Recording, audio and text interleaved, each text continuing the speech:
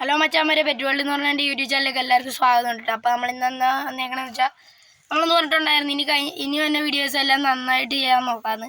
അപ്പോൾ ഗൈസ് അങ്ങനെ പോയി നമ്മൾ 2 മീൻ എടുത്തിട്ടുണ്ട്, ഒരു ഓസ്കാറും ടൈഗർ, പിന്നെ ആണെങ്കിൽ ഒരു ഗോൾഡ് ഫിഷും കേട്ടോ ഗൈസ്. അപ്പോൾ ദേ ഓസ്കാർ ഇതിവിടെ കിടപ്പുണ്ട്, കാണിച്ചു തരാം.